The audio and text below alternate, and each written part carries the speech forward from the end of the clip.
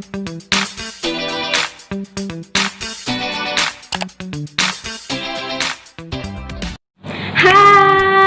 balik lagi sama aku lagi. Enggak.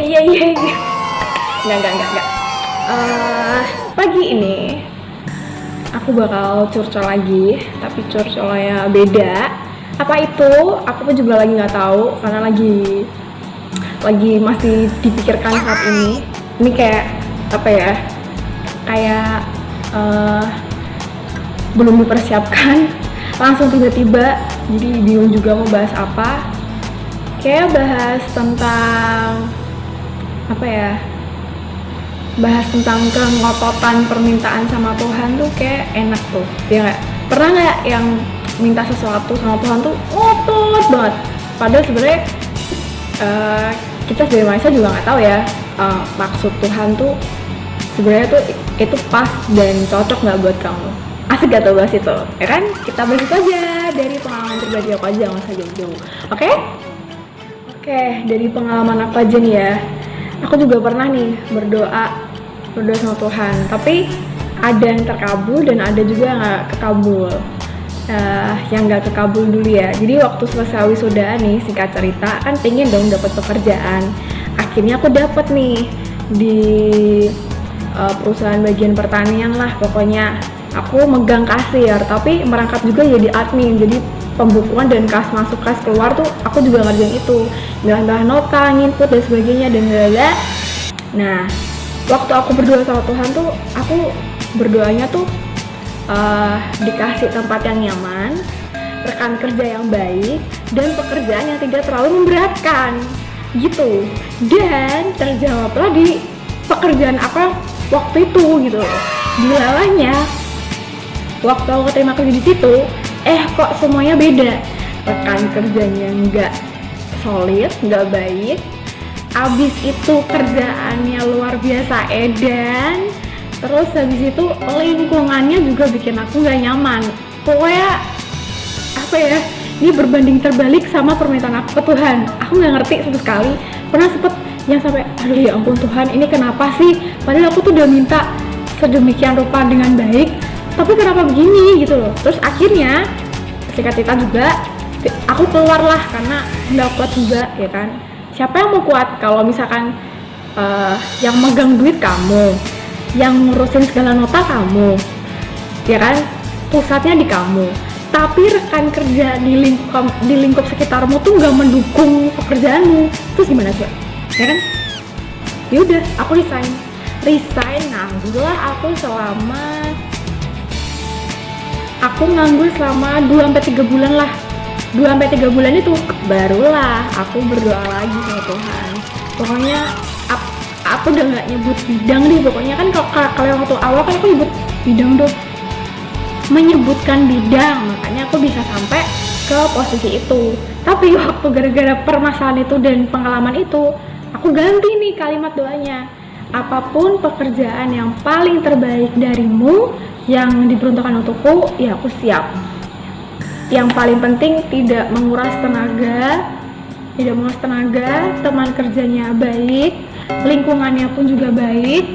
Ya udah, akhirnya aku masukin lamaran dong tuh ke hotel, rumah sakit, sekolah tuh aku masukin berapa ya, ada 2 sekolah, 3 hotel, 2 rumah sakit.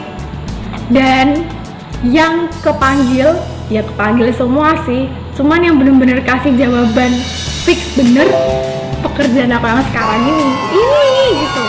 Jadi aku rasanya wow, pekerjaannya juga nggak terlalu berat, ya kan, pulangnya juga nggak lembur-lembur, kecuali kalau misalkan ada kayak penilaian standar mutu, PKKS, baru dia tuh lembur. Tapi kan lembur juga nggak yang setiap hari gitu, cuman setahun berapa kali sih ngerasain lembur sampai pulang jam 8 sampai 9 malam gitu kan.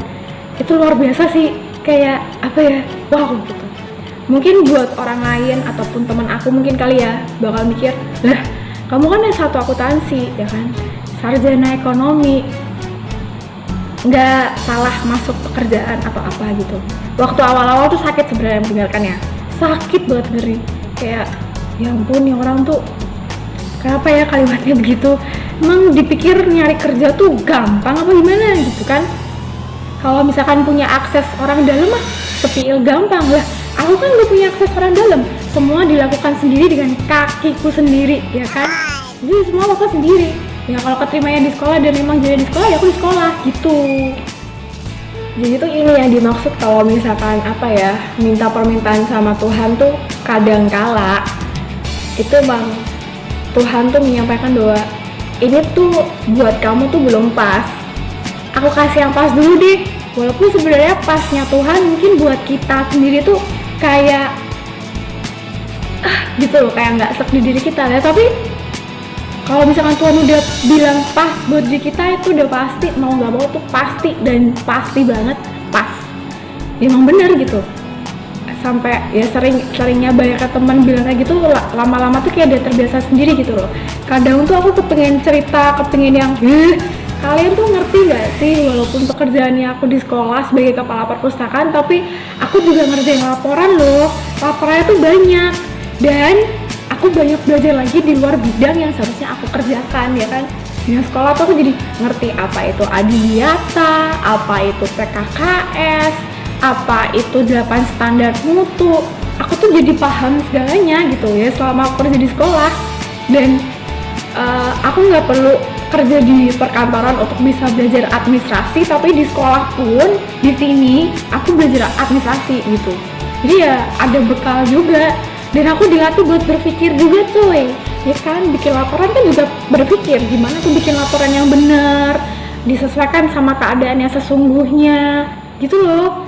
Jadi ya menurutku sih sama, cuman memang aku nggak megang di keuangannya. Cuman kalau misalkan pengalaman administrasinya adalah, dan itu emang patut diperhitungkan, asik.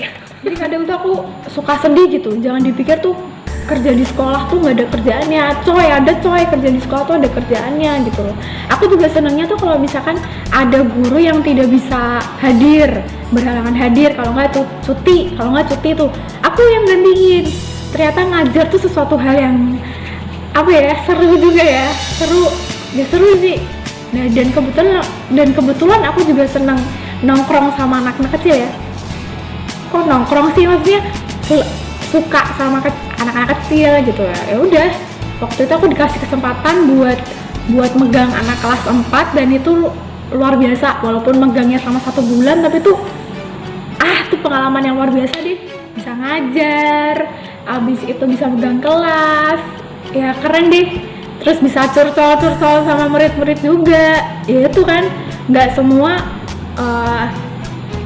orang punya pengalaman itu, dan nggak semua orang punya kesempatan itu, ya kan. Sarjana ekonomi, kerja di sekolahan, ngerjain laporan, tapi juga ngajar, itu luar biasa loh, ya kan. Jadi buat kalian yang saat ini bekerja tapi nggak sesuai sama jurusan kalian, itu nggak apa-apa. Anggap positif thinking aja, bersyukur bahwa kamu bisa belajar banyak hal di luar bidang yang kamu pelajari saat ini. Itu aja, dianggap positif aja, nggak usah mendengarkan kata-kata orang, nggak usah terlalu yang dipikirkan, karena apapun yang sudah kamu kerjakan dan lakukan sekarang, yaitu pastinya atas izin Tuhan. Bener gak? Tetap semangat, nggak boleh ngeluh, tetap sukacita aja waktu bekerja. Pastinya tuh semua pasti bakal dikasih jalan yang paling terbaik lah, ya kan? Karena olahannya tangan Tuhan tuh jauh luar biasa sempurna dan baik adanya buat kamu. Jadi ya gak usah disesali, gak usah terlalu dipikirkan, karena ya memang semua itu sudah jalannya. Yeay! Oke, singkat cerita aku udah curcol di pagi hari ini.